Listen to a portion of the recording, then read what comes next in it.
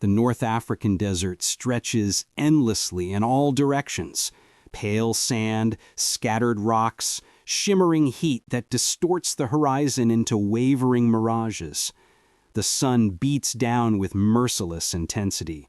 The twisted wreckage of military vehicles lies scattered across the landscape. Some still smolder, others charred black by fire. A British supply column destroyed. The remains of combat operations that swept across this desolate terrain like a violent fever. A single American vehicle sits among the wreckage, relatively intact compared to its surroundings. It's a Willys MB Jeep, painted in desert tan with white star markings. The canvas roof has been torn away. One side panel shows bullet holes. But the frame is solid. The engine compartment appears undamaged. November 12, 1942, Western Desert, North Africa. This day would prove more significant than any of us realized, not because of any great battle or strategic maneuver, but because of one abandoned vehicle. A discovery that would force us to question everything we believed about German engineering and American capability. A German reconnaissance unit moves through the desert, carefully navigating the wreckage. Experienced desert fighters, lean and weathered.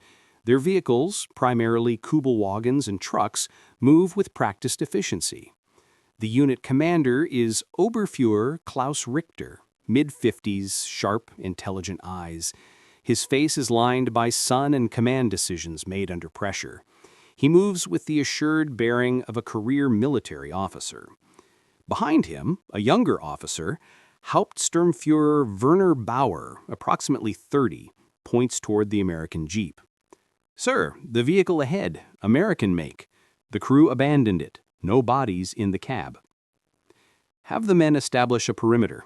Check the wreckage for intelligence materials, and find our best mechanic. I want to know what the Americans were driving.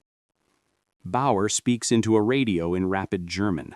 Within minutes, soldiers arrange themselves in defensive position around the wreckage. One soldier searches through scattered American supplies. Another photographs documents found in the destroyed British supply depot. From a support vehicle emerges Hauptfeldwebel Josef Müller, the unit's senior mechanic. Müller is 53 years old. He spent his entire working life in German automotive industry before conscription, 23 years at Daimler-Benz. His hands are permanently stained with grease.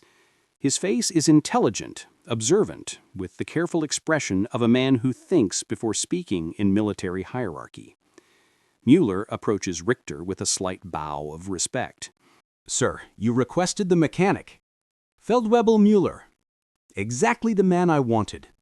This American vehicle. I need a full assessment. Can we use it? Can we maintain it? What is it capable of?" Müller studying the Jeep.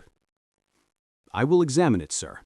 Though I should note we have limited spare parts for captured American vehicles." Richter. "I'm not asking whether it's convenient, Feldwebel. I'm asking whether it works.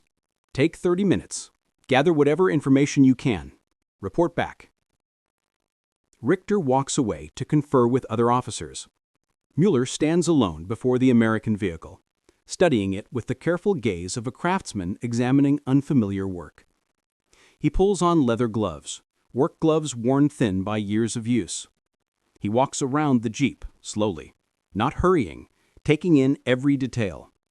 His hands trace the frame, test the suspension, examine the frame welds. In 2 decades of working on German vehicles, I thought I understood automotive engineering. I had worked on luxury cars, Mercedes chassis, Daimler engines. I understood precision manufacturing. I believed in German quality. This American vehicle would challenge that belief in ways I couldn't predict. Müller opens the hood. The engine compartment is exposed to view. His expression changes immediately, not dramatically, but noticeable. His eyes widen slightly, his lips pressed together into a thin line. Inside the engine compartment is an example of mechanical organization Müller has never encountered in German automotive manufacturing. Every component has a colored wire, yellow for one system, red for another, blue for a third.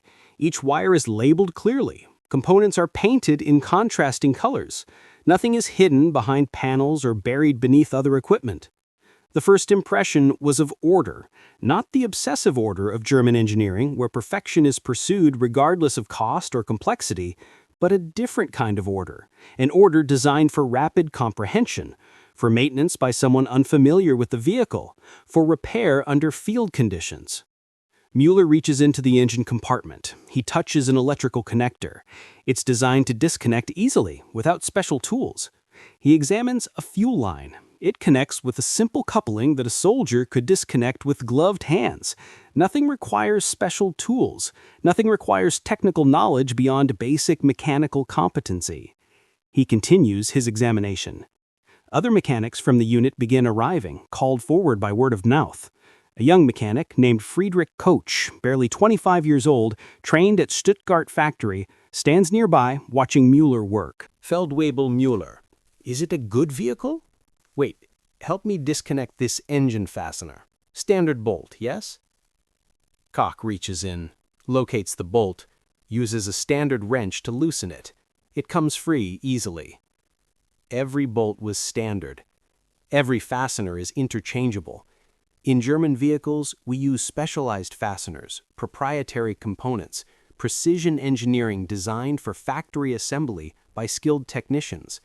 This American vehicle used components apparently designed specifically for field maintenance by minimally trained personnel. That realization began to trouble me, though I couldn't articulate why. Mueller moves to the engine itself. The block is cast iron, not particularly refined in appearance.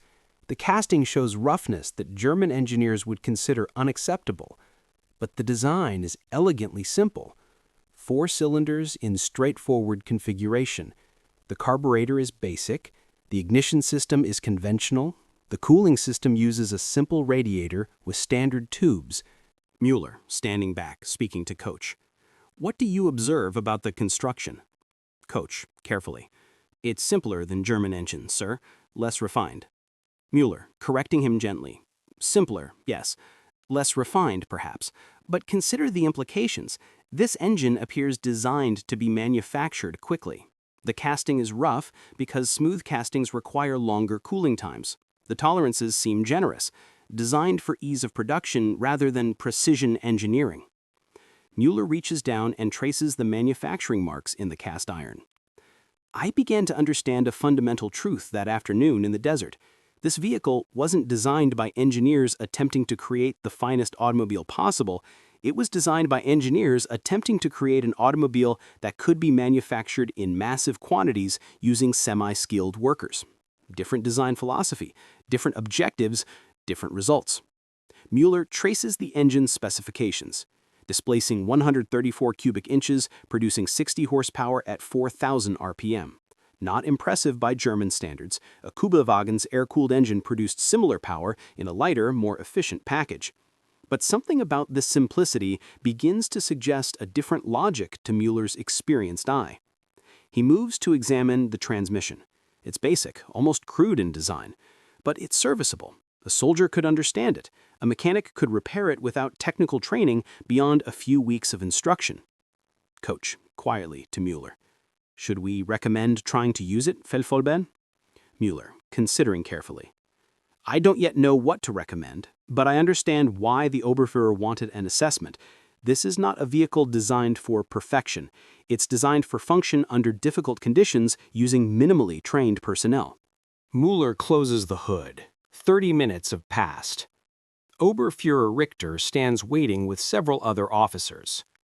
Mueller, approaching Richter, standing at attention. Report, sir.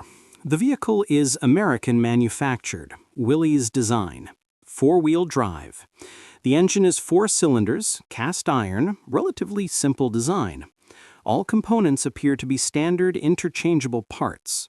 The frame is overbuilt, heavier than necessary for the power output, suggesting engineering for durability under abuse rather than efficiency. Can it be maintained? Yes, sir. More easily than our vehicles, in fact. The design appears deliberately simplified for field maintenance. Any soldier with basic mechanical knowledge could service it. Simpler than our vehicles. Surely German engineering. Different engineering, sir. Not necessarily inferior, but different. Designed for different purposes. Another officer, Major Friedrich Koss, a logistics specialist, steps forward. Koss is younger than Richter, perhaps 40, with the precise demeanor of a man focused on supply and material management. Feldwebel Müller, in your assessment, does this vehicle perform better than our Kübelwagen? In terms of engineering refinement, the Kübelwagen is superior, lighter, more fuel efficient. But the Americans designed this vehicle for different circumstances, that four-wheel drive system, for example. Müller guides them to examine the transfer case, the mechanism that engages the front wheels to drive. This was perhaps the most striking difference. A single lever. One mechanical motion engages four-wheel drive. Our Kübelwagen, excellent vehicle though it is, lacks four-wheel drive entirely. In the soft sand of North Africa, the mountains of Italy, the mud of Russia, that difference would prove decisive. But we didn't understand that yet. One lever. Engage, and all four wheels drive. A soldier could learn this in moments. Our vehicles require different approaches for different terrain. This vehicle makes no such distinction. What about fuel efficiency? Inferior. This engine uses more fuel for the same power output. The weight is also higher than necessary. By German engineering standards, these are flaws. But you said it was designed for different purposes. What purposes? Müller pauses, choosing his words with care. This moment will define the significance of his observations. He senses this simple American vehicle carries implications beyond its immediate military utility. For field conditions, sir. For maintenance under combat circumstances. For operation by personnel without specialized training. For reliability under abuse. The designers expected this vehicle to be misused, overloaded, subjected to conditions that would destroy more delicate vehicles. They engineered it to survive anyway. American vehicles are notoriously crude. Perhaps this is simply inferior engineering, not sophisticated design philosophy. Müller respectfully, but firmly. With respect, sir. American industrial capacity is not crude. It's different. German manufacturers build for precision. We employ skilled craftsmen. We maintain tight tolerances. Our vehicles perform excellently under proper conditions. Müller pauses, then continues. But as I stood in the desert examining this abandoned American vehicle, I began to recognize a truth that would haunt German leadership if they chose to acknowledge it. American manufacturers didn't employ the same approach. They built for quantity. They designed for rapid production using semi-skilled workers. They accepted lower performance and individual specifications to achieve higher overall production volume. This vehicle could be manufactured in factories that currently make household appliances.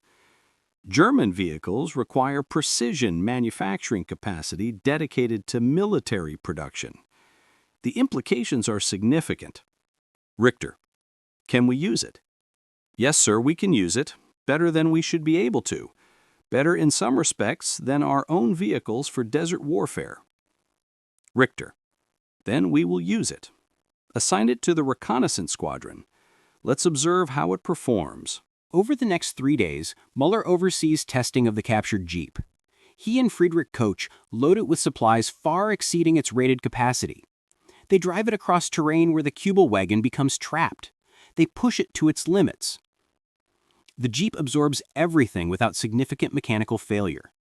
Its four-wheel drive system navigates sand that immobilizes rear-wheel drive vehicles. The overbuilt frame handles abuse that would crack lighter frames. The simple engine keeps running despite lack of refinement. By the 4th day, Müller has compiled detailed notes. His initial observations transform into something more troubling. a recognition that extends beyond simple mechanical assessment into fundamental questions about manufacturing capability and engineering philosophy. Interior, German bivouac, night. Mueller sits by firelight, writing in a leather-bound notebook. The notebook is his personal property, maintained throughout his military service. Around him, other soldiers eat rations and discuss the day's operations. The desert night is cold, temperature dropping dramatically after brutal daytime heat. Mueller writes in precise German script, documenting specifications, observations, and implications. Mueller, VO, reading his own writing. November 15th, 1942. The American Jeep continues to demonstrate capabilities that challenge our assumptions about vehicle design. The low-range gearing allows terrain traversal at walking speed, useful in soft sand where our vehicles cannot operate. The transfer case design is mechanically ingenious in its simplicity. Any soldier can understand it, any mechanic can repair it. This is not accidental simplicity. This is deliberate engineering choice. Mueller pauses, then continues writing. The political implications trouble me. If American manufacturers can design vehicles so efficiently for field conditions, with such simplicity of maintenance, using interchangeable components, what does that suggest about their industrial capacity? If they can produce this vehicle in significant quantities, using semi-skilled workers in factories converted from household appliance manufacturing, what does that mean for the duration of this war? Mueller sets down his pen. He stares into the fire, flames reflecting in his eyes. I am a mechanic, not a strategist, but I have worked in manufacturing my entire adult life. I understand production capacity. I understand skilled labor requirements. I understand factory infrastructure. And if my understanding is correct, the Americans possess manufacturing advantages that German industry cannot match. This frightens me more than any military capability. Across the bivouac, word is spread among the mechanics about Mueller's detailed assessment of the American vehicle. Friedrich Koch approaches Mueller by the fire, carrying 2 cups of hot ersatz coffee, the wartime substitute for real coffee. Koch: Feldwebel Mueller, the men are saying you told the officers this American vehicle is superior to German vehicles. Is that true? Mueller, accepting the coffee: Not superior in all respects. Different.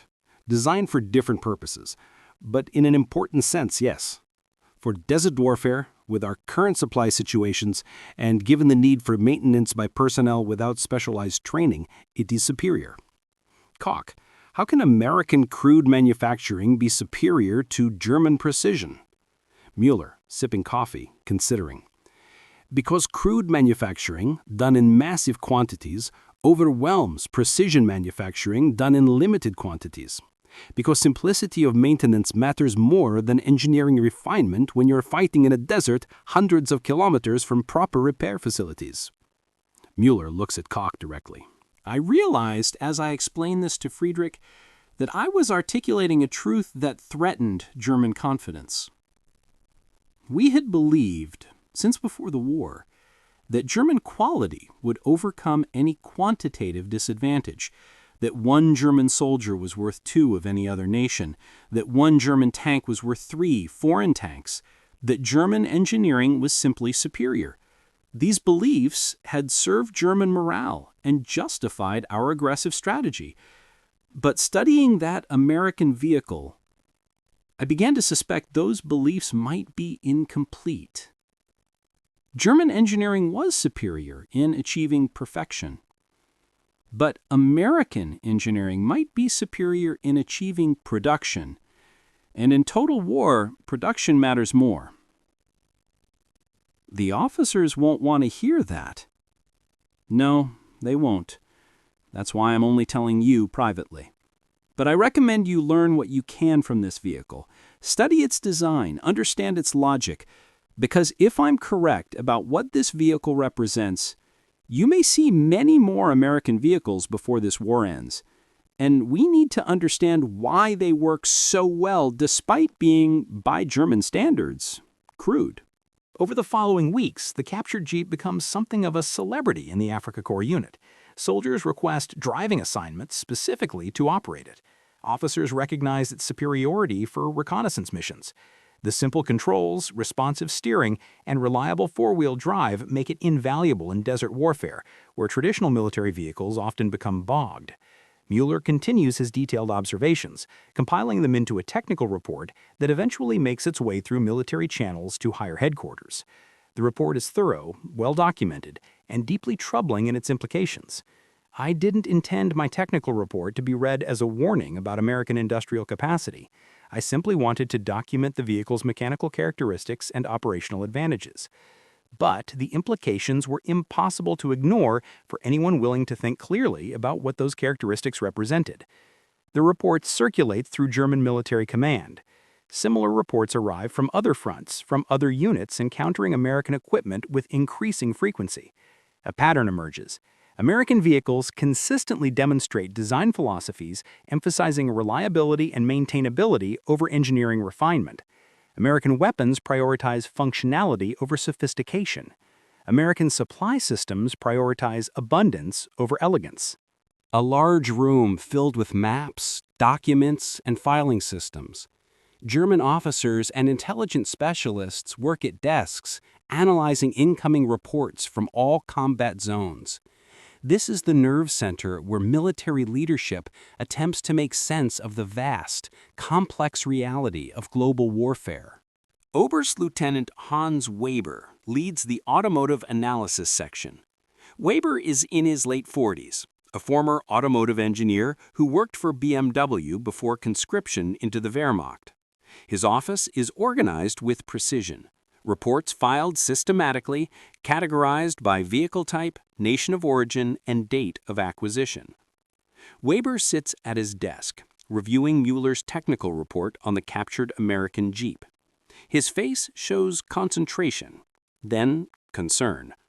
He has been receiving similar reports for months, each one individually interesting, but collectively forming a disturbing pattern. That's where the analysis becomes concerning, sir. Based on captured procurement documents, American military vehicle production in 1941 was estimated at 300,000 units across all types. In 1942, production increased to approximately 600,000 units. Weber. And German production for the same years? Haas. 1941, approximately 80,000 units. 1942, approximately 95,000 units. The disparity accelerates with each passing quarter. Weber sits in silence, absorbing this information. The numbers are staggering. The implications are profound. Numbers have a way of revealing truths that ideological confidence obscures. I had read confidence for military leadership that German superiority would overcome any numerical disadvantage. I had listened to speeches about German quality overcoming American quantity, but the numbers suggested a more complex reality. American quantity was not simply compensating for inferior quality. The American quantity was overwhelming. Weber to Haas. What does your analysis conclude about the future trajectory? Haas. Assuming current production trends continue, sir, American military vehicle production would exceed combined German, Italian, and Japanese production by 1944, possibly significantly exceeded. Weber. Standing, walking to a map of the world on his wall. Which means that even if the Americans lose 10 vehicles for every one we lose, they can sustain that ratio indefinitely while we cannot. Production mathematics become more decisive than combat mathematics. I realized I was articulating a strategic truth that many senior officers didn't want to acknowledge. We could win battles. Our soldiers were well trained. Our officers were competent. Our weapons were often superior. But we could not win a war of production against enemies whose manufacturing capacity exceeded ours by orders of magnitude. Prepare a comprehensive analysis, Not just the vehicles themselves, but what the vehicle design principles reveal about American industrial capacity and manufacturing philosophy. I want this on the General Staff's desk by week's end. Sir, the General Staff has other priorities. I'm aware of their other priorities, Lieutenant. Nevertheless, they need to understand what these design principles mean. If American vehicles are deliberately simplified for production in massive quantities, that tells us something important about American industrial strategy. That understanding might inform strategic decisions going forward. Weber sits in silence, absorbing this information. The numbers are staggering. The implications are profound. Numbers have a way of revealing truths that ideological confidence obscures. I had read confidence for military leadership that German superiority would overcome any numerical disadvantage. I had listened to speeches about German quality overcoming American quantity, but the numbers suggested a more complex reality. American quantity was not simply compensating for inferior quality. The American quantity was overwhelming. Weber to Haas. What does your analysis conclude about the future trajectory? Haas. Assuming current production trends continue, sir, American military vehicle production would exceed combined German, Italian, and Japanese production by 1944, possibly significantly exceeded. Weber. Standing, walking to a map of the world on his wall. Which means that even if the Americans lose 10 vehicles for every one we lose, they can sustain that ratio indefinitely while we cannot. Production mathematics become more decisive than combat mathematics. Over the following weeks, Weber's analysis team compiles the comprehensive study. It's thorough, well-documented, and mathematically rigorous. The conclusions are inescapable for anyone willing to think clearly about their implications. The analysis documents that American vehicle design deliberately sacrifices individual performance optimization for manufacturing efficiency. Every design choice that seems suboptimal by German engineering standards serves a purpose in American manufacturing, reducing production time, requiring fewer skilled workers, utilizing readily available materials, enabling rapid repairs using common components. But the real significance lies in the production numbers. American factories, built originally for civilian automotive production, converted to military manufacturing with minimal retooling. American manufacturers had standardized designs, multiple manufacturers producing identical components to identical specifications, ensuring complete interchangeability. The analysis revealed a manufacturing philosophy we had not fully appreciated. The Americans didn't build for perfection, they built for production. They designed vehicles expecting they would be misused, overloaded, and subjected to conditions no engineer would approve of in peacetime. They built for reliability under abuse rather than optimal performance under proper conditions. And crucially, they designed so that production could be distributed across multiple factories, multiple manufacturers, all producing to identical specifications. The report reaches higher military command. The responses are mixed. Some officers recognize the implications immediately. Others dismiss it as overanalysis. Some suggest the report exaggerates American capacity. But the numbers don't lie. Military leadership cannot ignore numbers forever. Production capacity becomes an acknowledged concern within German high command by late 1942. But recognition of a problem doesn't automatically produce solutions. Germany faces a fundamental dilemma. To match American production volumes would require restructuring the entire German industrial base. Converting precision manufacturing facilities designed for high-quality goods to high-volume production of simpler products would mean sacrificing German quality for quantity. It would mean admitting that German manufacturing philosophy, while excellent for peacetime production, was poorly suited for total war. A formal military briefing. Senior Wehrmacht officers, including several generals, sit around a large table. General staff briefings follow strict protocols. Presentations are organized, comprehensive, and given by specialists who have prepared meticulously.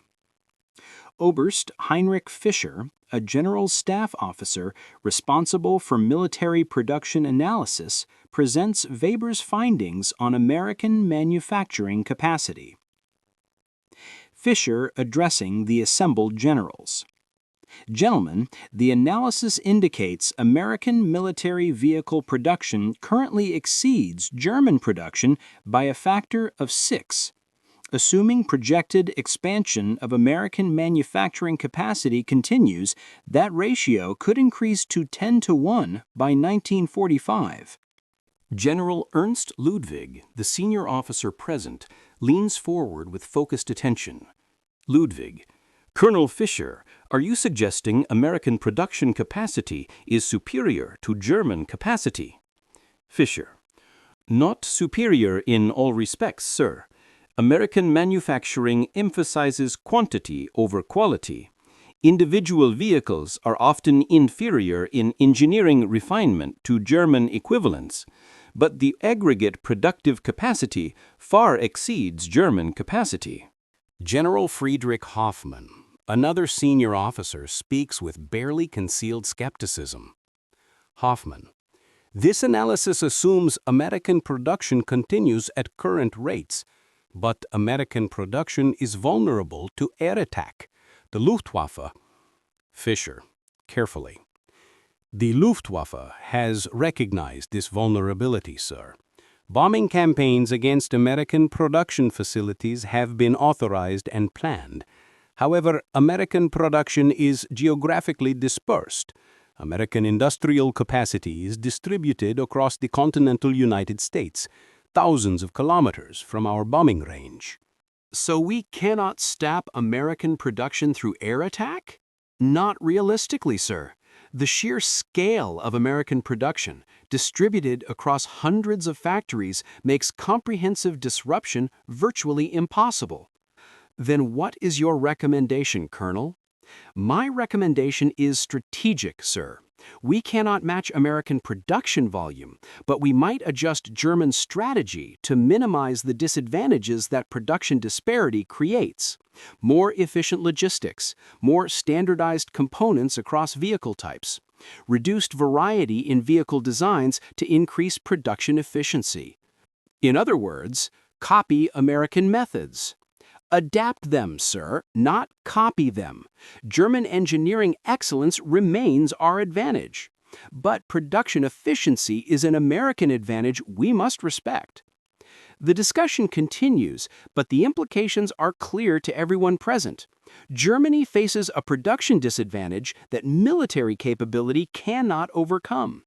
The war, increasingly, would be determined by industrial capacity as much as military competence. What no one wanted to say openly was that Germany had gambled on a quick victory. Our strategy assumed the war would be decided before American industrial capacity became decisive. But we had failed to achieve quick victory. We had failed to eliminate the Soviet Union in 1942. We faced enemies with vastly superior productive capacity. And now, increasingly, the mathematics of total war suggested that German military skill, however exceptional, could not overcome this production disadvantage indefinitely. Tunisia, May 1943. The war in North Africa is ending. German and Italian forces have been steadily pushed back by overwhelming Allied numbers. The final surrender is only days away. Joseph Mueller, still a sergeant mechanic, though now with additional rank and responsibility, stands in a motor pool managing the evacuation of captured American vehicles. The unit is preparing for evacuation or surrender. The situation is deteriorating too rapidly for clear planning. Mueller. By spring 1943, the African campaign was collapsing. We had captured dozens of American vehicles over the preceding months: jeeps, trucks, supply vehicles. All operated efficiently. All proved superior to German vehicles for desert conditions. All demonstrated the manufacturing philosophy I had first identified examining that single vehicle in November 1942. The motor pool is organized chaos. Vehicles are being serviced, fueled, or prepared for movement. But increasingly, it becomes clear that movement will be into captivity, not back to Germany. On May 13, 1943, the Afrika Korps surrenders. German and Italian forces lay down weapons. Officers order soldiers to cease resistance. Approximately 250,000 German and Italian soldiers become prisoners of war. Müller is among them. The transition to captivity is initially chaotic. Prisoners are gathered into processing centers. Thousands of soldiers stand in African heat awaiting processing. German NCOs attempt to maintain order and discipline. American soldiers oversee the processing with workmanlike efficiency. After several days of processing, large groups of prisoners are transported toward the coast.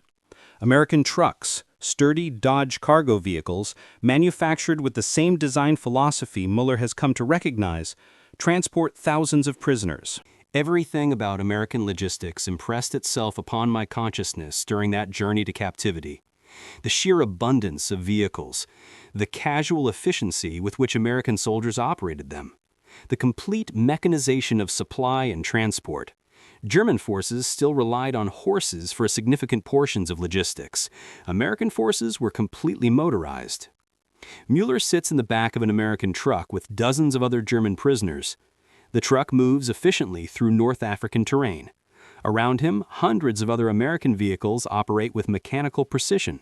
Supply convoys, command vehicles, personnel carriers, all moving with coordinated purpose. During those first weeks of captivity, I began to understand what Oberfuhrer Richter had intuited when he asked me to examine that first captured Jeep. It wasn't simply about one vehicle. It was about what that vehicle revealed about American manufacturing and American strategy. The Americans could produce vehicles in quantities that dwarfed German production.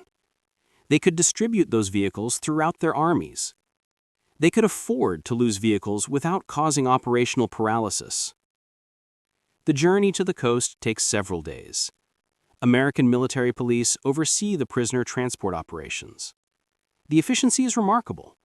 Despite handling thousands of prisoners, American soldiers maintain organization, clear communication, and functional logistics. The contrast with German captive handling procedures, based on Müller's observations of how German forces had handled captured personnel, is striking. The port is a chaos of military activity. American cargo vessels sit at docks loaded with supplies and equipment. Cranes operate almost continuously, loading and unloading cargo. The scale of logistical operations is overwhelming. Müller watches as prisoners are loaded onto transport ships bound for America. The ships themselves are American-built Liberty ships, mass-produced cargo vessels produced in unprecedented quantities. Standing in that port, I saw evidence of American manufacturing capacity, operating at scales that defied German preconceptions. These ships were not unique, individually crafted vessels built by specialized shipyards. They were mass-produced cargo ships, constructed to standardized designs, assembled rapidly using interchangeable components. Hundreds of them, thousands, enough to maintain logistics operations across an ocean, while simultaneously sustaining combat operations on multiple continents. Müller observes American soldiers moving through the port with practiced efficiency. Young men, many barely out of their teens, operate cranes, manage cargo, direct vehicles. They work with casual competence, suggesting training systems that enabled rapid skill development in large populations. A German officer standing near Müller, an artillery captain named Ernst Weber, watches the same scene. Weber, in German, quietly. "It's overwhelming. The organization. The abundance." Müller, in German. "Yes, and understand what this reveals. These sailors, these truck drivers, these soldiers managing logistics, they were civilians months ago. American training systems converted civilians into competent military personnel rapidly, and the equipment they operate was manufactured in the United States, transported across an ocean, and distributed throughout North Africa. The logistical complexity is staggering. Weber, you sound like you admire them. Not admire. Respect. There's a difference. I admire German precision, German engineering excellence, German craftsmanship. But I respect what the Americans have accomplished through different methods: production volume, logistical efficiency, training systems that convert semi-skilled personnel into functional military personnel. These are worthy of respect. The prisoners are loaded onto ships over several days. Thousands of German and Italian soldiers, many of them trained soldiers, experienced combat veterans, are transported as captives across the Atlantic toward American imprisonment. Muller stands on deck, watching the African coast recede into the distance. Other prisoners cluster on deck, many seasick in the rough Atlantic swells. American guards, young sailors mostly, oversee the prisoners with casual competence. One American sailor, perhaps 20 years old, approaches Muller. The sailor speaks broken German. "You, mechanic? Officer told me find mechanic." Muller nods carefully, uncertain whether this represents additional questioning, interrogation, or something else. Muller, in German, "I was a mechanic in the Africa Corps." Sailor, switching to English, "You speak English?" Muller, in careful English, "A little. I learn in school before the war." Sailor, "Good enough. We got a truck engine that's running rough. Someone said maybe a prisoner mechanic could look at it, help keep us maintained during the voyage. You interested?" Muller considers carefully. This could be a trap, or it could be genuine. American soldiers, from what he's observed, tend to be pragmatic. If a skilled person could solve a problem, Americans were inclined to use that person, regardless of formal protocols. Muller, in English, "I can look. No promise to fix." Sailor, "That's all we're asking. Come on." The sailor leads Mueller below deck to an engine room space where an American truck engine sits on a maintenance stand. It's a Dodge truck engine, similar to engines Mueller has examined in captured American vehicles. The sailor explains the problem. The engine is running rough, losing power, difficult to start. Mueller examines it carefully. Here, even in captivity, on a ship transporting me to imprisonment, I found myself in a familiar position, examining American engines, trying to understand their design logic. But now, as a prisoner helping American soldiers, the dynamic had shifted. I was no longer studying them as military intelligence officer. I was collaborating with them as technical specialist. Mueller identifies the problem quickly. A fuel line is partially clogged, likely from debris in the fuel tank. He finds a simple tool, traces the fuel system, locates the blockage, clears it. The engine starts immediately, running smoothly. The American sailors are impressed. "Sailor, you fixed it just like that?" Mueller, in English, "Fuel line blocked. Simple problem, simple solution." "Well, you're worth your rations at least. The captain will want to know we got a prisoner mechanic on board who can fix engines." Mueller realizes that this simple repair has changed his status in captivity. He is no longer simply a prisoner. He is a prisoner with technical skills that Americans value. The distinction, he realizes, might prove significant. The remainder of the Atlantic voyage, Mueller works occasionally in the engine room, performing minor maintenance on American equipment. He observes American sailors working with vehicles and equipment. He notes the casual efficiency, the standardized parts, the simplicity of maintenance procedures. During those weeks aboard the Liberty ship crossing the Atlantic, I observed American military culture directly.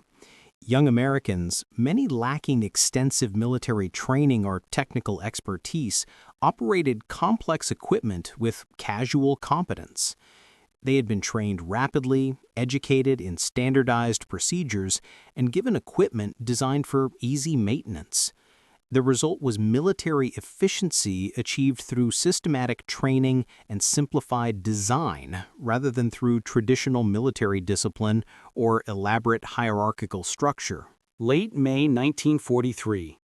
A sprawling American prisoner of war camp in the Texas heat. Prisoner barracks arranged in neat rows. Guard towers at regular intervals. A motor pool visible in the distance, where military vehicles are maintained and serviced. The ship arrives in Norfolk, Virginia. Mueller witnesses the port facilities.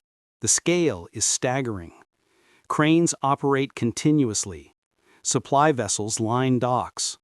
American workers moved with practiced efficiency, loading and unloading cargo with mechanical precision.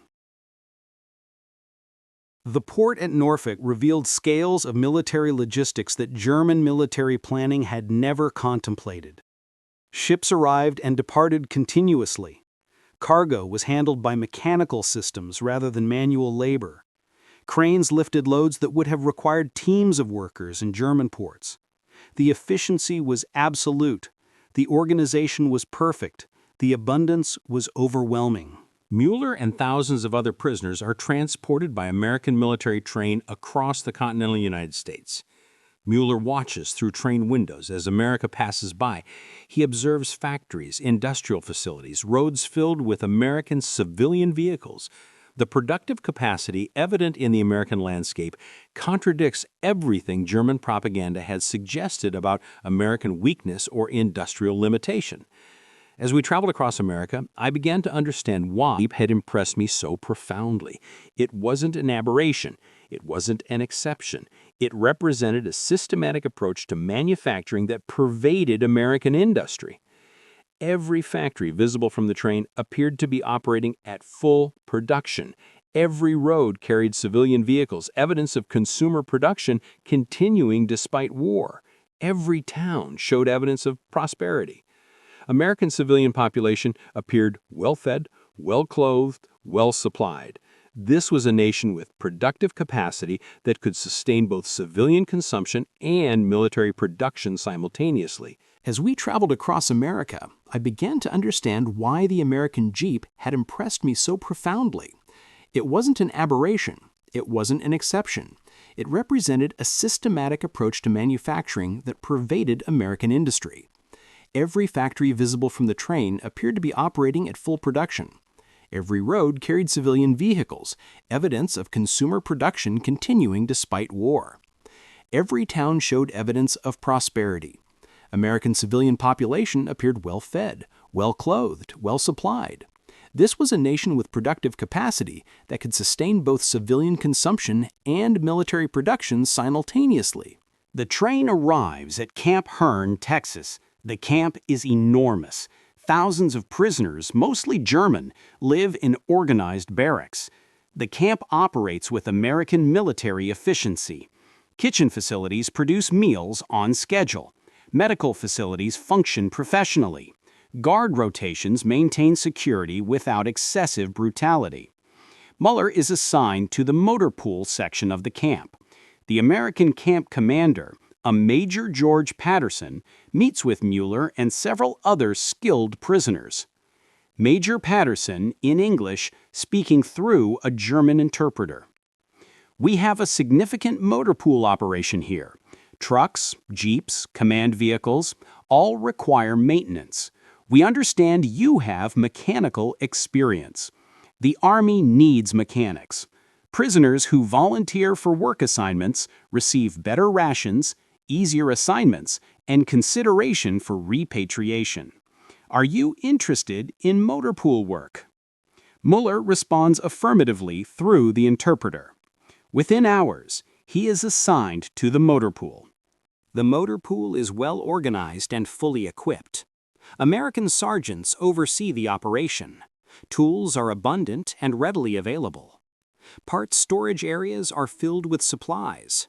The contrast with German motor pool conditions, even during peacetime, is striking. Mueller's supervisor is Sergeant Frank Morrison, a career Army mechanic in his early 40s. Morrison is professional, fair, and pragmatic. He's worked as a mechanic for the Army for over a decade and understands both mechanical work and managing personnel. Morrison, to Mueller through an interpreter. You've worked on American vehicles before? Mueller through interpreter. Yes, Sergeant, in North Africa. Captured jeeps and trucks. Good. Then you understand they're different from German vehicles? Simpler in some ways, more effective in others? I want you to learn our systems, our maintenance procedures, our parts management. You'll be working with American soldiers and other prisoners. I expect you to work professionally and follow orders. Mueller, through interpreter. Yes, Sergeant, I understand. Over the following days, Mueller integrates into the motor pool routine. He works alongside American soldiers and other German prisoners. The motor pool operates with systematic efficiency that Mueller has never experienced in German military operations. The motor pool at Camp Hearn became my classroom.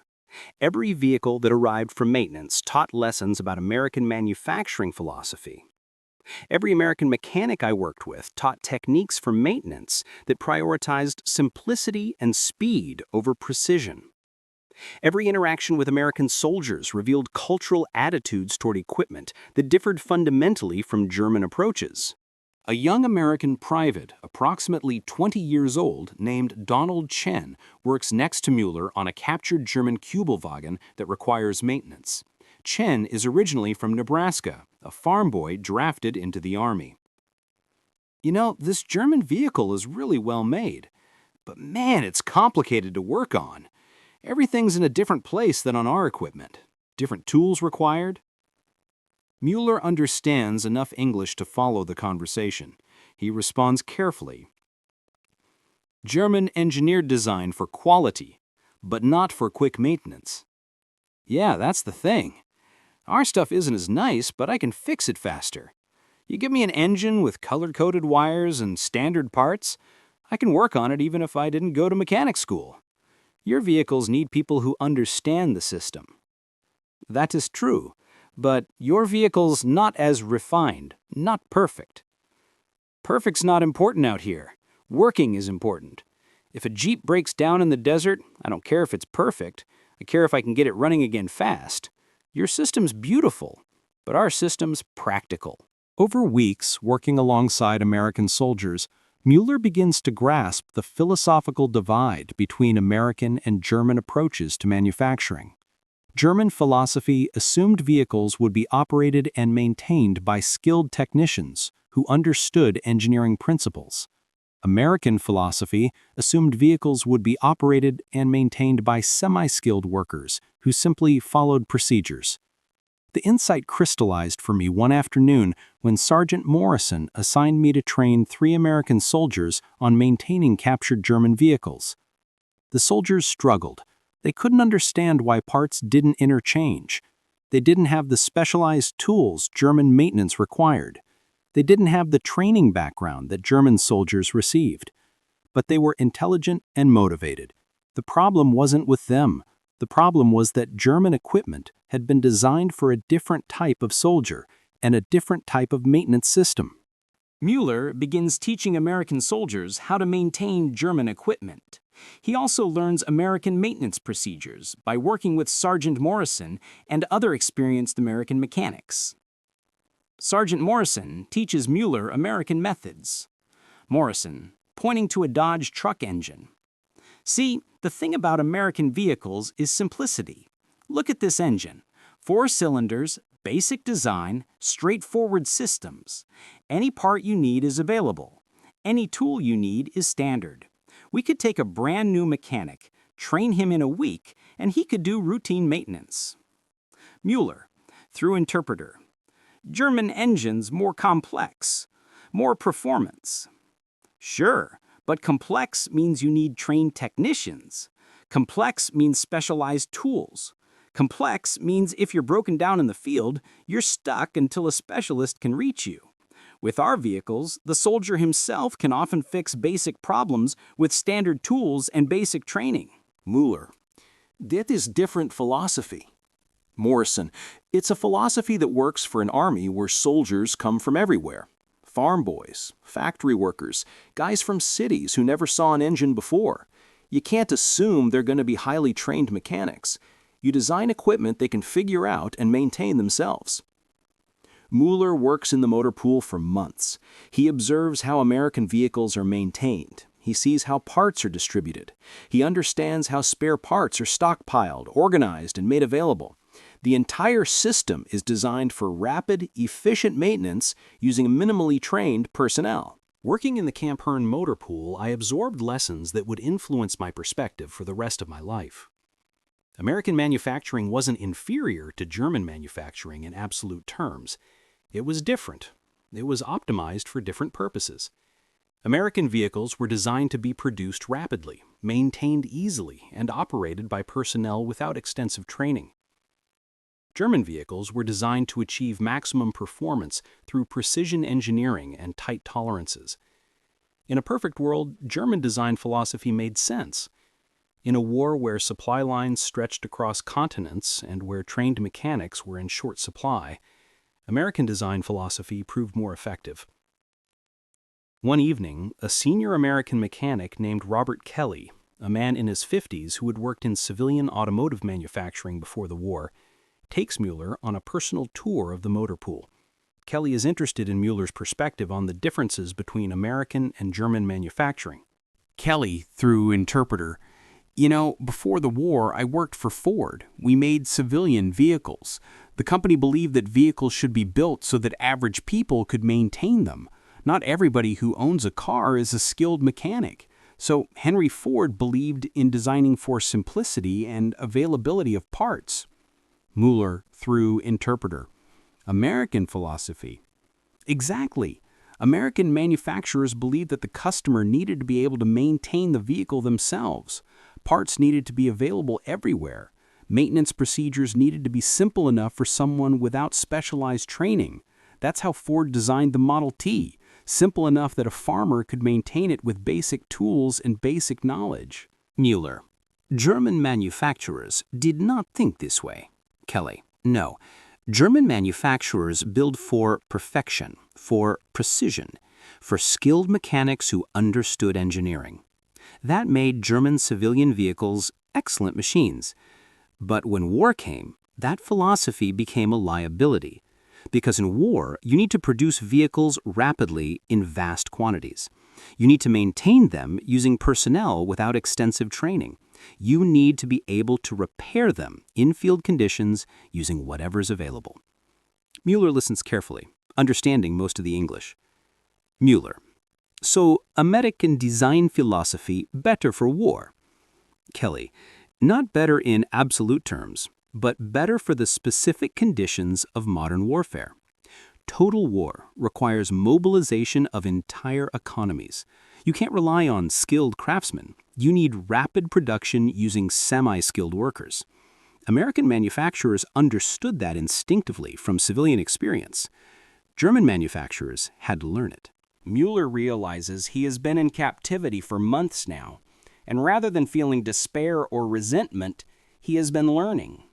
The education that began with examining a captured Jeep in the North African desert continues in the motor pool of an American prisoner of war camp. I realized something that would have been unthinkable to German military leadership. I was grateful to be in captivity in America. Yes, I missed my homeland. Yes, I was a prisoner. Yes, the uncertainty about what would happen to me after the war weighed heavily. But I was learning truths about manufacturing and design that German military education had never taught me. Truths that would prove invaluable if I survived the war. Truths that would influence Reconstruction when Germany eventually lost. Mueller sits with other German prisoners. The barracks are crowded, but not inhumane. American military police oversee conditions professionally. The prisoners are treated in accordance with Geneva Conventions. Mueller talks with Hauptmann Richard Steiner, an artillery officer captured at Tunis, and Feldwebel Gustav Hansen, a tank mechanic also captured in North Africa. Steiner in German. Mueller, you spend time in the motor pool with American soldiers. What are your observations about American military capacity? Mueller, carefully aware that conversations are occasionally monitored. The logistics are exceptional. Organization is methodical. Equipment is abundant. Maintenance procedures are efficient. Hansen, which all means they have manufacturing capacity far exceeding ours. Mueller, yes, that is inevitable conclusion. Steiner, do you believe Germany can win this war? Mueller pauses. This is a dangerous question. German military protocol discourages pessimism about the war effort. But among prisoners, certain conversations occur with an understanding that captivity has created different circumstances. Mueller, honestly, I do not believe Germany can win a long war against American industrial capacity. We can win battles. We can kill American soldiers. We can damage American equipment. But we cannot replace losses faster than Americans produce replacements. Eventually, mathematics becomes decisive. Steiner, that is treason to suggest. Mueller, perhaps, but it is truth. I have examined American vehicles. I have worked with American mechanics. I have observed American logistics. The productive capacity is simply too vast. Hansen, did you reach this conclusion before captivity? Mueller, yes. When I examined the first captured Jeep in November 1942, I began to suspect it. Working here, observing American production at scale, the suspicion became certainty. Steiner, you should be careful expressing such views. Mueller, I express them only here, among trusted prisoners. But yes, I understand the danger. The conversation ends, but Mueller's certainty about the war's outcome remains. He knows something that German military leadership either doesn't know or refuses to acknowledge. American industrial capacity renders German victory mathematically impossible. Late 1943. Mueller has been in the motor pool for several months.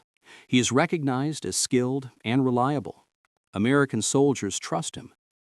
Sergeant Morrison has recommended him for additional responsibilities. One afternoon, Sergeant Morrison brings a captured German general, General Wilhelm von March, to the motor pool to observe American vehicle maintenance procedures. Von March is a senior officer, captured at Tunis, and is being granted limited movement through the camp to observe conditions. Morrison to Mueller through interpreter. Mueller, this is General von March. He is interested in understanding how we maintain our equipment. I'd like you to show him the motor pool operation and explain our maintenance procedures. Mueller, suddenly aware that he is showing an enemy general how American forces maintain vehicles, feels the weight of the moment. But orders are orders, and Mueller is practical enough to understand that cooperation serves everyone's interests. Mueller walks von March through the motor pool, explaining maintenance procedures, parts management, and logistical organization.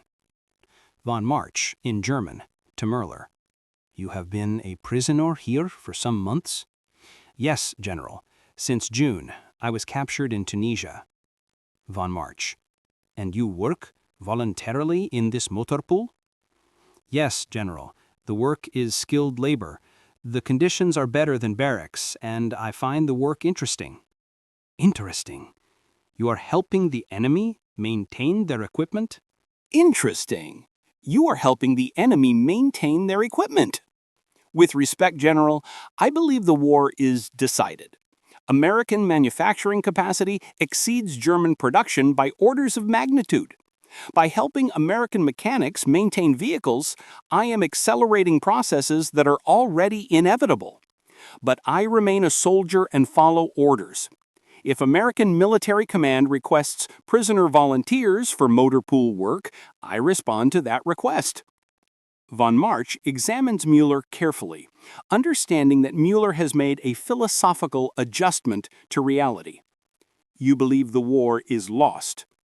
Yes, General. I believed this before captivity. I believe it more strongly now. American productive capacity is simply too vast. too organized, too efficient. German military skill cannot overcome production mathematics. Von March. How many vehicles pass through this motor pool monthly? Müller. Approximately 200 to 300, General. Routine maintenance, repair of minor damage, occasional complete rebuilds. The system operates continuously, efficiently. Von March. And this is merely one small camp? Müller. Yes, General. From what I have observed, similar motor pools operate throughout American military installations. Thousands of installations, thousands of motor pools, millions of vehicles produced and maintained. Von March nods slowly, understanding what Müller is expressing. The general has been a commander in this war. He knows the strategic situation. He understands production capacity matters. Müller's observations confirm what German military leadership has been reluctant to acknowledge. Von March in German. You have learned something valuable here in captivity, Müller. Yes, General. I have learned that manufacturing philosophy and production capacity are as important to warfare as military tactics and strategy. 1944, Müller has now been in captivity for nearly a year. He has worked continuously in the motor pool. He has observed American vehicles, American maintenance procedures, American organization repeatedly. One afternoon, a significant development occurs. A new shipment of vehicles arrives at the motor pool. Among them are the newest American vehicles, including improved Jeep models. Müller examines these vehicles with the same careful attention he applied to the first captured Jeep he studied in November 1942. Friedrich Koch, Müller's old friend from North Africa, who was also in Camp Herne as a prisoner, approaches Müller in the motor pool. Koch in German. Müller, you study American vehicles as though they were works of art. Müller in German. In a sense, they are. Not art for its own sake, but functional art. Every design choice serves a purpose. Nothing is excessive. Nothing is ornamental. Everything reflects clear thinking about what the vehicle needs to accomplish. Koch. You sound like you admire them. I respect them. That is different from admiration. I can respect a design approach while maintaining that German engineering excellence is superior in absolute terms. But here, in captivity, observing American manufacturing and American logistics at scale, I have come to recognize that American design philosophy is more effective for total war than German precision engineering. Do you believe Germany will lose? Müller. I believe Germany has already lost. What reigns is determining the terms of that loss and the timeline of conclusion. The war mathematics are decisive. American production exceeds German production by ratios that German military capability cannot overcome. Kuch. You have become something of a philosopher, Müller. Müller. No, I have simply become honest about what the evidence reveals. I spent decades building precision engines for Daimler-Benz. I believed German engineering was superior. That belief was not wrong. German engineering was superior in achieving perfection. But American engineering proved more effective for modern warfare because it prioritized production, reliability, and maintainability over refinement and precision. 1944, 1945. Müller continues working in the motor pool. The war in Europe continues, but German position deteriorates steadily. News reaches the camp of Operation Overlord, the Normandy invasion. American soldiers discuss D-Day with Müller through interpreters. Müller understands what the invasion means. American manufacturing capacity is so vast that the Allies can mount an invasion involving thousands of ships, hundreds of thousands of vehicles, millions of soldiers, all supplied and maintained through logistical systems that process millions of tons of supplies. The Normandy invasion represented the culmination of everything I had learned observing American manufacturing and logistics. The sheer abundance of vehicles delivered to Europe, the coordination of supply systems across an ocean. the capacity to replace losses while simultaneously supporting offensive operations.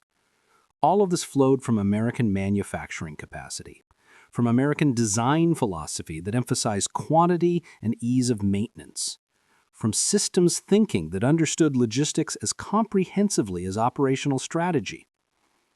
Mueller works in the motor pool throughout 1944 and into 1945. The war in Europe ends in May 1945. News reaches the camp that Germany has surrendered. Hitler is dead. German military forces have ceased organized resistance. Mueller feels profound sadness about Germany's defeat, but no surprise. He had anticipated this outcome since November 1942, when he first examined the American Jeep. May 1945. German prisoners gather to process the reality of their nation's defeat. Some react with shock.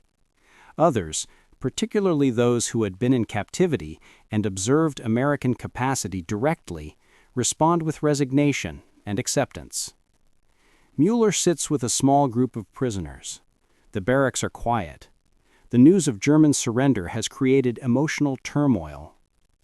Steiner, in German: "Mueller, you predicted this. How do you feel about being right?" Mueller: "I do not feel triumphant. Germany is defeated. Millions of Germans are dead. Cities are destroyed.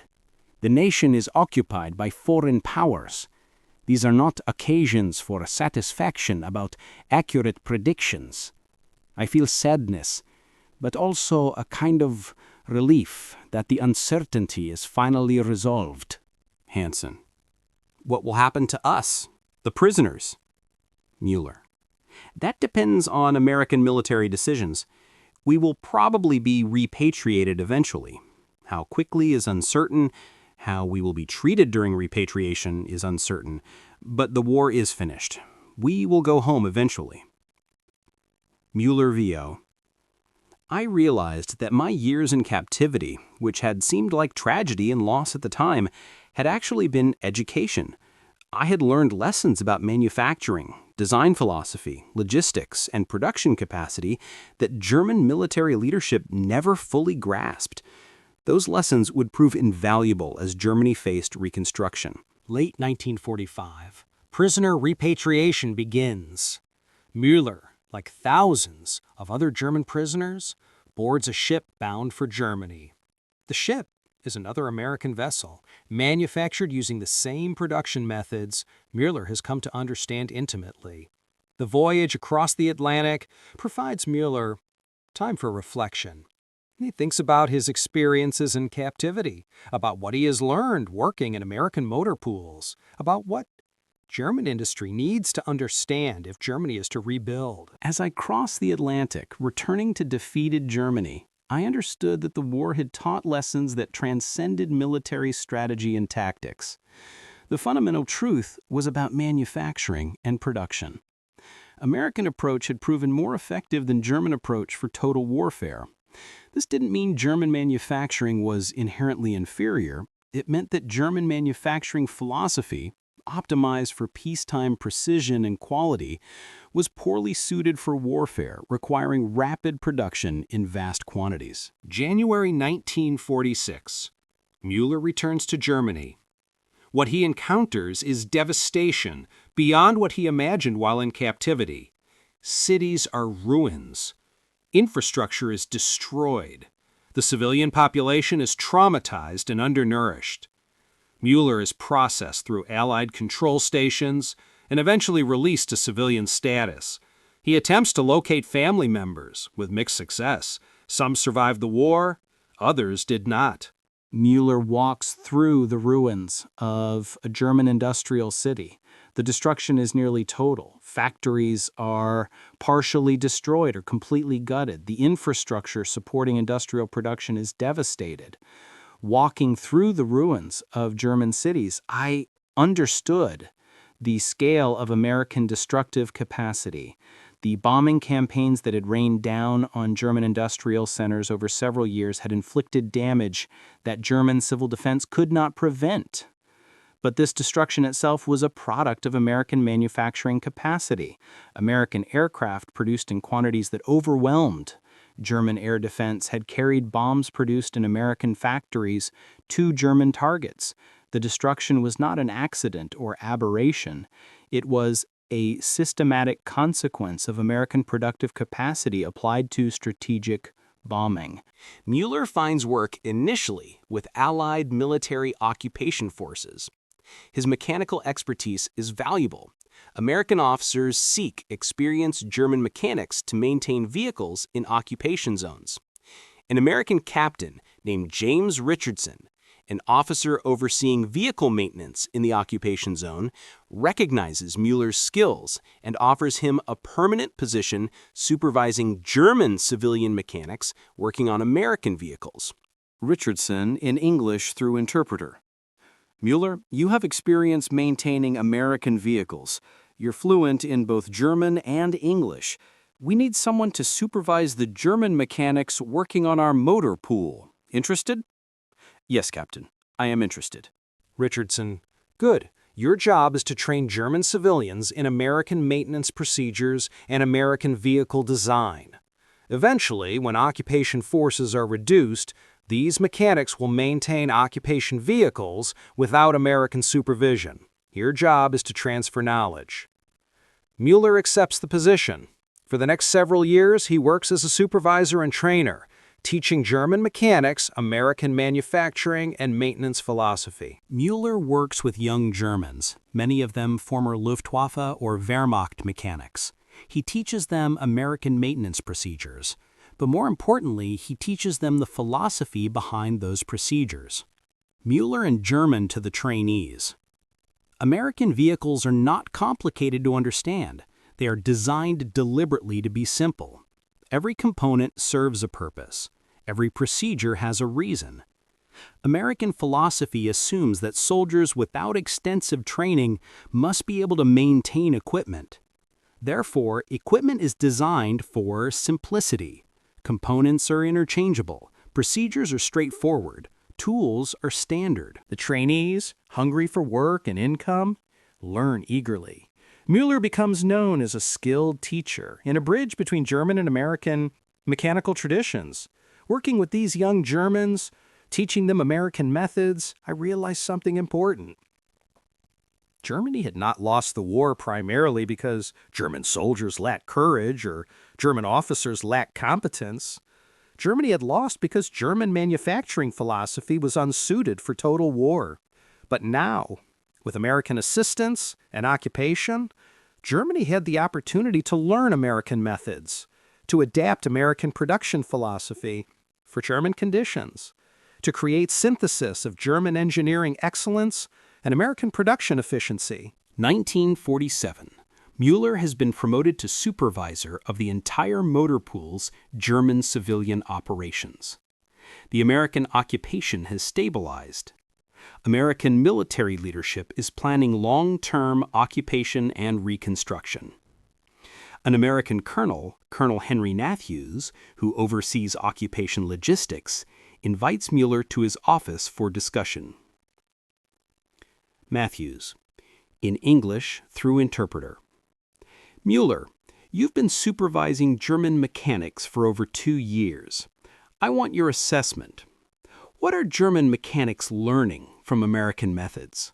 Mueller, in English, slowly and carefully. German mechanics learning many things, sir.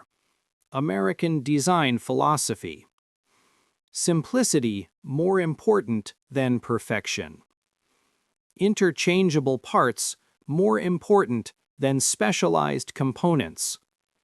Training semi-skilled workers more important than employing only skilled technicians. These are different from German tradition, but necessary for modern manufacturing.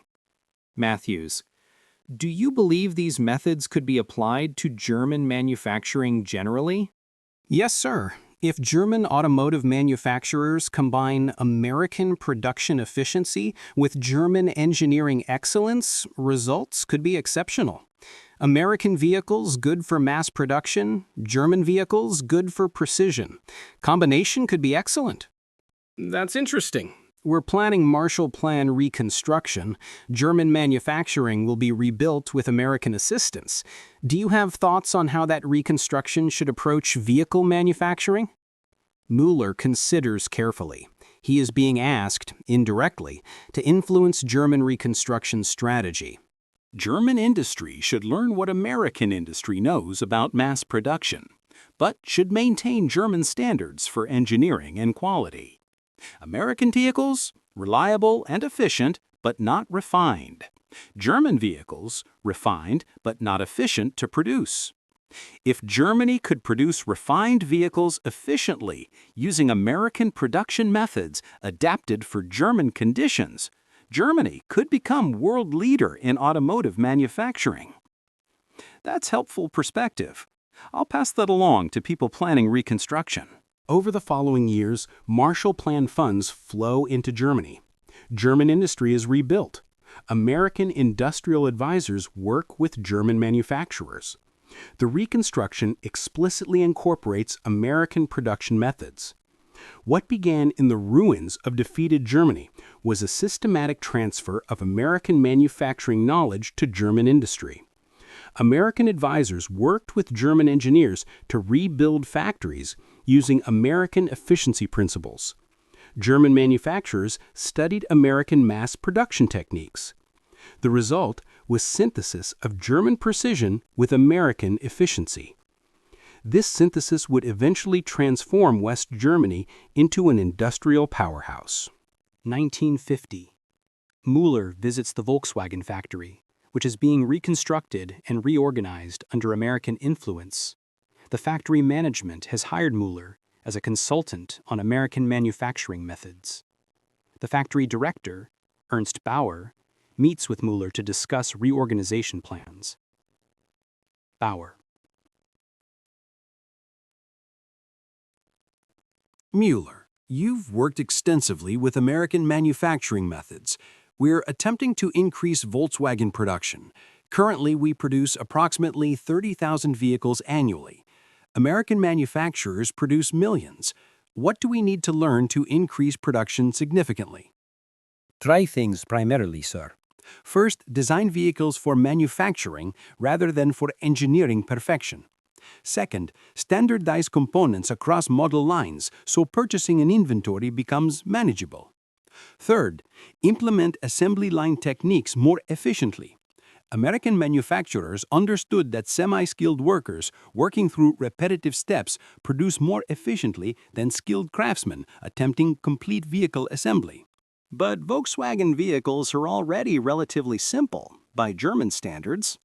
Yes, sir. The basic design is sound, but manufacturing processes can be improved. Production planning can be more efficient. Worker training can be more systematic. American methods provide models for all these improvements. Over the following years, Mueller works with Volkswagen and other German manufacturers to implement American production methods. The result is a steady increase in production efficiency without sacrifice of German engineering quality. By the early 1950s, German automotive manufacturing was undergoing transformation. Factories were reorganized using American efficiency principles. Production increased dramatically. Volkswagen production increased from tens of thousands annually to hundreds of thousands. Mercedes-Benz implemented assembly line techniques that had previously seemed incompatible with German quality standards. BMW restructured manufacturing to emphasize component standardization. The synthesis was working. 1955, Mueller, now in his mid-60s, walks through the Volkswagen factory. Production has increased to hundreds of thousands of vehicles annually. The factory operates with mechanical efficiency that combines American methods with German quality standards. Volkswagen Beetles roll off assembly lines. These vehicles are simple, reliable, affordable, and manufacturable in massive quantities. They embody the synthesis Mueller envisioned. German engineering applied through American production methods. The Volkswagen Beetle became symbol of what German industry could accomplish. by learning from American methods while maintaining German standards. The Beetle was not an American vehicle. It was distinctly German in engineering approach, but it was manufactured using principles that German industry had learned from America. Simple enough to produce in vast quantities, reliable enough to justify German reputation for quality, affordable enough to serve ordinary consumers. The German economic miracle of the 1950s and 1960s is underway. West Germany becomes one of the world's leading industrial economies. German vehicles become prized globally for combination of reliability and quality. German manufacturing becomes recognized as world-class. Recognized as world-class. The irony was evident to anyone willing to acknowledge it. Germany had lost the war partly because American manufacturing capacity exceeded German capacity. But in rebuilding after the war, Germany had learned from America. German industry had adopted American production methods while maintaining German engineering standards. The result was a manufacturing sector that was more competitive than pre-war German industry. German economists began calling it the Wirtschaftswunder, the economic miracle. Müller meets with a German automotive executive in 1960. Executive, in German. Müller, you've been consulting with German automotive manufacturers for 15 years now. What is your assessment of German industry's current position? Müller, in German.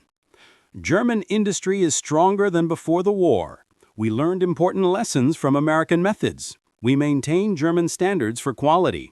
The combination is more competitive than either approach alone would be. German vehicles are respected globally now.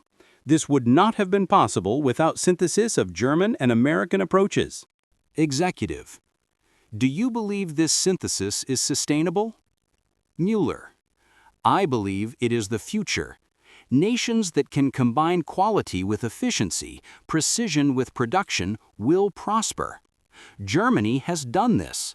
That is why the economic recovery has been so successful. 1967. Müller, now 80 years old, sits in his home office.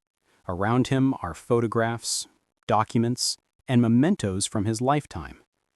Among the photographs is one from 1942 showing Müller in North Africa during the war. Müller receives a telephone call. It is from an automotive historian who is researching the post-war transformation of German industry. Historian, voiceover. Professor Müller, I'm researching how German manufacturers adopted American production methods after the war. Your name appears repeatedly in company records. You seemed to be instrumental in that transition. Can you discuss your perspective? Müller, speaking German, translated. The transition was not rapid or simple. German manufacturers had great pride in German precision and quality. Adopting American mass production methods seemed like compromising those standards. But the war had demonstrated something important. American manufacturing capacity had overwhelmed German manufacturing capacity. After the war, German manufacturers realized they could learn from American methods without sacrificing German quality standards. The synthesis has been successful. Historian, did you always believe this synthesis was possible? Müller, speaking German, translated. Not always.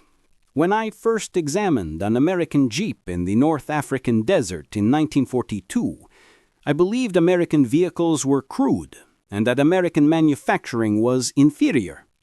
I believed German engineering was simply superior. But over years of captivity, working in American motor pools, I learned that American engineering served different purposes.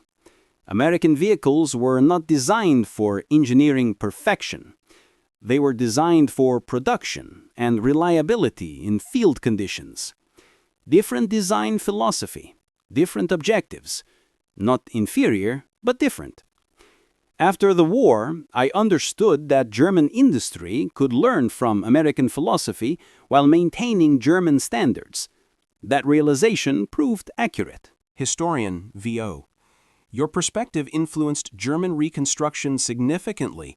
The people making decisions about industrial policy listened to mechanics like you who had direct experience with American methods. Without that perspective, German industry might have attempted to restore pre-war manufacturing approaches, which likely would have been unsuccessful. Müller, speaking German, translated, "Perhaps, but I believe German manufacturers would have adapted eventually. The competitive reality would have forced adaptation, but learning directly from Americans through occupation and reconstruction accelerated the process. The result is that German industry recovered and became more competitive than before the war. That is positive outcome from a terrible war." 1988. Müller is 95 years old. A reunion of Afrika Korps veterans is taking place at an automotive museum in southern Germany.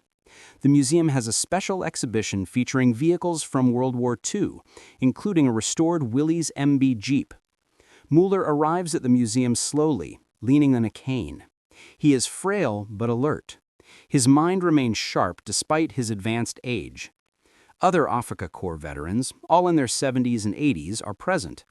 They are men who survived the war, spent years in captivity, and lived to see Germany's reconstruction and prosperity. The veterans are shown the museum's exhibits. Among the vehicles on display are German military vehicles, captured American vehicles, and post-war German civilian vehicles. The exhibit tells the story of automotive manufacturing during and after the war. The museum curator, a historian in her 40s, greets the veterans. She recognizes Müller from previous interviews she has conducted. Curator, in German. Feldwebel Müller, welcome. I'm so pleased you could attend the reunion. We have the restored Willys Jeep on display that we discussed in our previous interview. Müller, in German. I am honored to be here. It is remarkable to see these vehicles in a museum context. When I examined that first Jeep in 1942, I never imagined it would be preserved as a historical artifact. The group of veterans moves to view the restored Jeep. Müller looks at it with intensity. Other veterans gather around him, curious about his particular interest. Standing before that restored Jeep, I was transported back 56 years to the North African desert. I remembered examining the engine compartment, tracing the colored wires, understanding that the design reflected different manufacturing philosophy. That vehicle had become a symbol of American productive capacity and design thinking. Seeing it now, pristine and preserved, felt like closing a circle that began in November 1942. Friedrich Koch, Müller's friend from the motor pool at Camp Hearn, stands nearby. Koch is also 95 years old. The two men have remained friends for 50 years after the war, maintaining contact through correspondence and occasional visits. Koch, in German. Josef, do you remember when we first examined this vehicle in the desert? We thought it was crude compared to our Kübelwagen. Müller, in German. I remember. I was wrong in that assessment. Not entirely, but fundamentally. I believed crude design meant inferior vehicle. I did not understand that the design philosophy served purposes very different from German engineering approach. Another veteran approaches. This is Ernst Müller, no relation to Josef, a former logistics officer from the Afrika Korps. Ernst Müller. Josef Müller, I have been hoping to meet you. I command a supply unit in North Africa. I witnessed the impact American logistics had on our operations, the abundance of vehicles, the efficiency of American supply systems. I have read accounts suggesting your technical assessments of captured American vehicles influenced thinking within higher headquarters about American manufacturing capacity. Josef Müller. The reports I submitted were technical assessments of captured vehicles. I documented design characteristics and operational capabilities. The military implications of those assessments were for military leadership to evaluate. Ernst Müller. But you understood those implications. Josef Müller. Yes, I understood that American manufacturing was producing vehicles in quantities that German industry could not match. The design philosophy reflected understanding of mass production economics. German vehicles were engineered for perfection. American vehicles were engineered for production. In a war of attrition, production matters more than perfection. The veterans listen carefully. These are men who have lived through the war, experienced defeat, and survived captivity. They are old enough now to speak with candor about what they learned and understood. Koch in German. Josef has been saying this since 1942. We all thought he was pessimistic, but he was correct. Germany's defeat was not primarily military failure. It was production failure. We could not produce equipment faster than Americans could produce replacements. A young German student, part of a university history program studying World War II, approaches the group of veterans. The student is recording oral histories for a research project. The student in German. Gentlemen, I am recording oral histories of Afrika Korps veterans for university research. Would you be willing to discuss your experiences regarding American equipment and manufacturing capacity? The veterans agree. They settle in a quiet area of the museum, and Müller begins speaking to the student's recorder. Josef Müller, in German, recorded. I was a mechanic for Daimler-Benz before the war. I had worked in precision manufacturing. I believed German engineering was superior to all other nations. In November 1942, I examined a captured American Jeep. That vehicle began to change my understanding. The design was deliberately simplified. Every component was standardized. The manufacturing approach emphasized quantity over quality.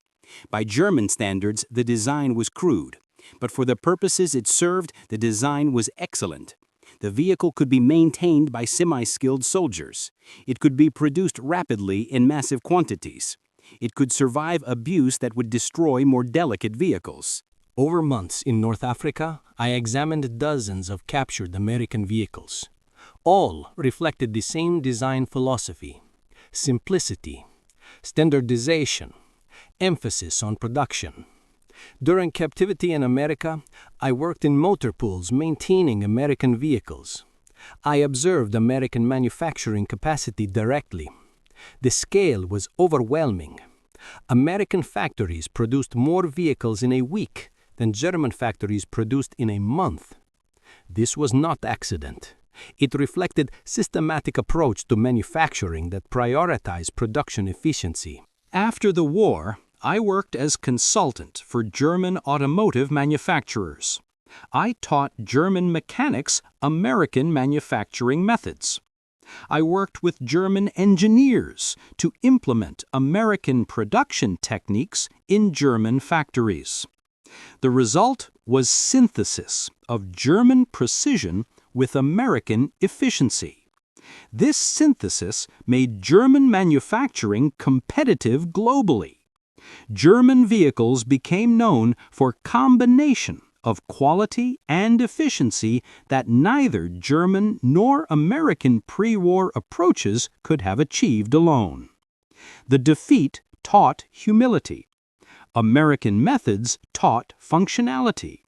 Combination produced new German manufacturing philosophy that served the nation better than pre-war approaches. The student listens carefully, recording Müller's testimony. Student in German. Do you believe Germany could have won the war if German manufacturing had adopted American methods? No, the timeline was too late. Even if Germany had adopted American production methods in 1942, the productive capacity advantage was already too vast. America had been building manufacturing capacity for decades. Converting that capacity to military production in 1941 and 1942 gave America overwhelming advantage. Germany could not have matched that advantage through manufacturing method changes alone. But American methods proved valuable for Germany after the war. German industry learned from American approach, applied those lessons to reconstruction. Result was economic success that probably would not have occurred if Germany had attempted to restore pre-war manufacturing philosophy. The museum has prepared a comprehensive exhibit on automotive manufacturing during and after World War II. The exhibit includes the restored Willys Jeep, captured German vehicles, and displays explaining manufacturing philosophy differences between American and German approaches. A display panel explains the technical specifications and design philosophy of the Willys Jeep. Another panel compares the Jeep to the Kübelwagen. The comparison shows similar power output, but radically different design approaches. The exhibit documentation includes Mueller's technical report from 1942, now declassified and made available to researchers. The report, carefully preserved in German military archives after the war, had circulated through German command channels and influenced strategic assessments of American capacity. The museum exhibit represented public acknowledgement of what I had documented privately 56 years earlier. The Jeep was not simply a military vehicle. It was representation of manufacturing philosophy, American approach to design and production. That approach had proven more effective for modern warfare than German precision engineering. The exhibit told that story for future generations to understand. A museum exhibition guide discusses the Jeep with a group of schoolchildren visiting the museum. This is a Willys MB Jeep, an American military vehicle produced during World War II. The Jeep represented American manufacturing philosophy. American designers believed vehicles should be simple enough that semi-skilled workers could maintain them in field conditions. The vehicle uses standardized parts that could be replaced rapidly. The design emphasizes reliability over perfection. American factories produced over 640,000 Jeeps during the war. German factories produced approximately 50,000 Kübelwagens during the same period. This production difference reflected fundamental differences in manufacturing approach. The children listen, trying to comprehend concepts of manufacturing philosophy and production capacity. After the war, German manufacturers learned from American manufacturing methods. German engineers combined American efficiency with German precision engineering. The result was a manufacturing sector that became globally competitive.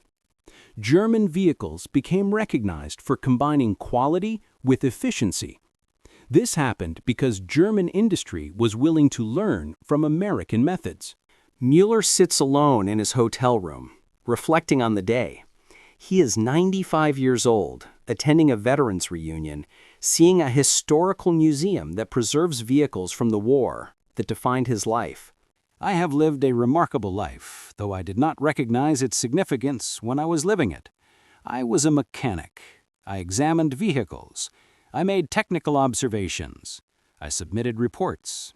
These seem like ordinary activities, but circumstances transformed them into something more significant.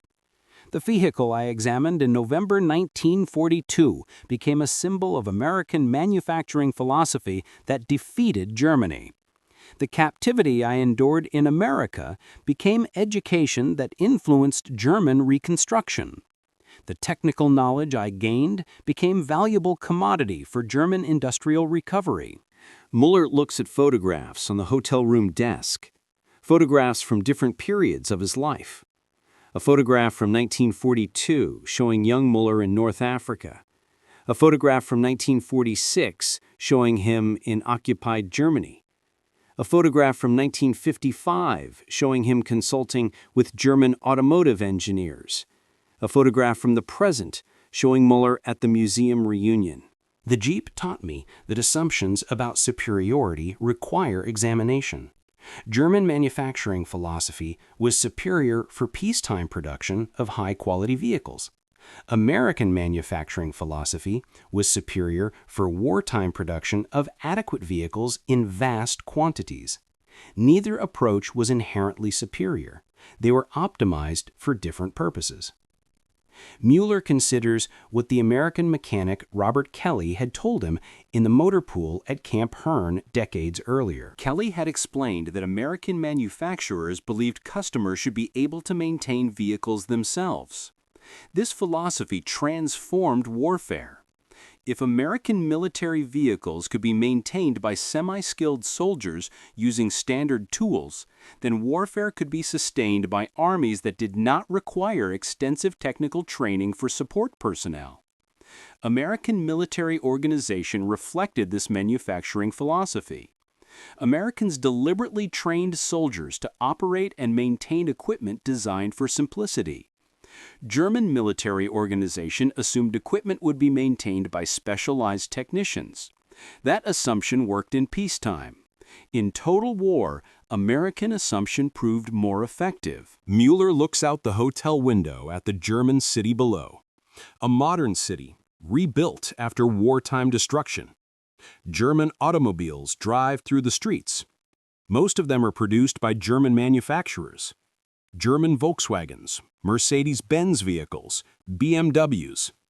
All products of post-war synthesis of German and American manufacturing philosophies. Walking through German cities now, I see evidence of economic success that few people predicted for defeated Germany in 1945. German industry recovered and became competitive globally. This recovery would not have been possible if German manufacturers had attempted to restore pre-war approaches. Recovery succeeded because German industry was willing to learn from American methods. Humility born from military defeat became foundation for economic success in Reconstruction. The museum hosts a public lecture on manufacturing history. Mueller is invited to participate as historical witness. Other experts discuss manufacturing philosophy and its impact on warfare and Reconstruction.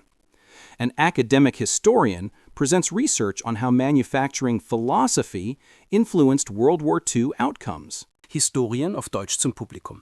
Manufacturing philosophy determines whether nations can sustain total warfare. German manufacturing was optimized for precision and quality. American manufacturing was optimized for quantity and production efficiency. When the war became prolonged conflict of production, American approach proved more effective. The Jeep represents this reality. The Jeep was not the best engineered vehicle in World War II. German vehicles were often more sophisticated. But the Jeep was manufactured in quantities that overwhelmed German manufacturing capacity. Production mathematics became more decisive than engineering excellence. After the war, German manufacturers realized they could learn from American methods without sacrificing German engineering standards.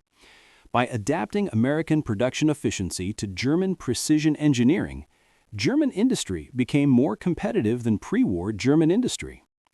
This recovery was not automatic. It required deliberate decision to learn from competitors. It required a willingness to change manufacturing philosophy. But German industry made that decision and benefited significantly. Mueller sits on the stage as the historian speaks.